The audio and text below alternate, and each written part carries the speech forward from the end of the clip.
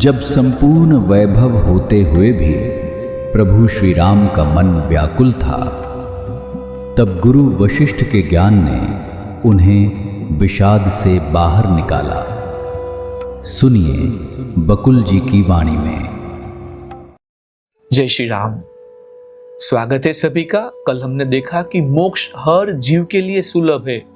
कीड़ों मकोड़ों को भी जो मोक्ष के लिए उनका अधिकार है, और देवताओं में भी कई लोग ऐसे हैं जो अधिकार नहीं ले सकते क्योंकि वो मूर्खतापूर्ण जीवन जीते होंगे। तो आज 23 जुलाई है। आज देखते आज क्या होता है। आज का श्लोक है, चिदात्मन इमा इत्थम प्रस्फुरन्ते शक्तयः इत्यस्याश्चर्य जालेषु नाभ्युदेते कुतूहलम। अर्थ है, वह जानता है कि आत्मा ही असीम चेतना है जो इस सब की कर्ता धर्ता है। विस्मयकारी घटनाओं से वह विस्मित नहीं होता। वशिष्ठ ने आगे कहा, हे राम, ये तीनों लोग परम ब्रह्म में होते हैं, परंतु अज्ञान के कारण स्वतंत्र तथा मूर्त वास्तविकता के रूप में दिखाई देते हैं। ज्ञान के उदय होने पर यह सब भ्रामक धारणाएं नष्ट हो जाती है। यह संसार भ्रामक बोधक के कारण ही प्रतीत होता है। यथार्थ बोध से इस भूल का नाश हो जाता है। हे राम, यह भूल सही प्रयास, सही अभिवृत्ति और सही ज्ञान के बिना दूर नहीं की जा सकती। हे राम, उस व्यक्ति को धिक्कार है जो इस विभ्रम के पर विजय प्राप्त करने का उपाय उपलब्ध होने पर भी संसार के भ्रम रूपी कीचड़ में पड़ा रहता है। हे राम, तुम सौभाग्यशाली हो क्योंकि तुम्हारे हृदय में अनुसंधान की वृत्ति पहले ही विद्यमान है।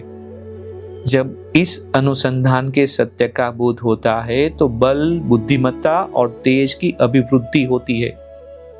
जिस महापुरुष को सत्य का बोध हो चुका है और जो भ्रम से मुक्त हो चुका है, वह संसार को इस प्रकार दिखता है जैसे गहरी नींद में हो। उसमें जरा भी लालसा नहीं होती। जो पदार्थ या अनुभव बिना चाहे ही उसे सहज रूप में प्राप्त होते भी है, उन्हें वह आंतरिक बुद्धि से नहीं देखता क्योंकि उसका हृदय भी अपने में समाहित हो चुका है। उसमें भविष्य संबंधी आशाएं नहीं होती। वह भूत का स्मरण भी नहीं करता और यहां तक कि वह वर्तमान में भी नहीं रहता, मतलब वर्तमान का विरोध नहीं करता। ये बात का तात्पर्य है। परंतु फिर भी वह सब कार्य करता है। वह सोते हुए जागता है और जागते हुए सोता है। वह सब कुछ करता है पर कुछ भी नहीं करता। अंदर से उसने सब कुछ त्याग रखा है, जबकि बाहर से वह व्यस्त लगता है। वह सब समस्थिति में रहता है। उसके कार्य उसकी इच्छा से परिचालित नहीं होती। संत या महापुरुष का लगाव न किसी वस्तु से होता है न किसी प्राणी से। इसलिए भक्त को उसका व्यवहार भक्तिमय लगता है और कठोर व्यक्ति को कठोर। वह बच्चों में बच्चा है, बूढ़ों में बूढ़ा है, नायकों में नायक है, युवाओं में युवा है और दुखियों में दुखी। जैसे हमारे गुरुदेव, हर लोगों को ऐसा लगता है कि वो मेरे जैसे है। उसके सुकुमार और मधुर शब्द ज्ञान से भरे होते हैं। उससे भले कर्मों से कुछ लेने देना नहीं रहता, फिर भी वह भला है। उसमें सुख की बात नहीं, इसलिए उसकी प्राप्ति के लिए वह प्रयत्नशील नहीं होता। जब प्रयत्नों का शुभ परिणाम निकलता है तब वह आनंदित नहीं होता, और यदि प्रयत्नों का परिणाम शुभ न निकले तो वह दुखी भी नहीं होता। वह खिलवाड़ी बच्चों की तरह उन्हें अपनाता या त्यागता है।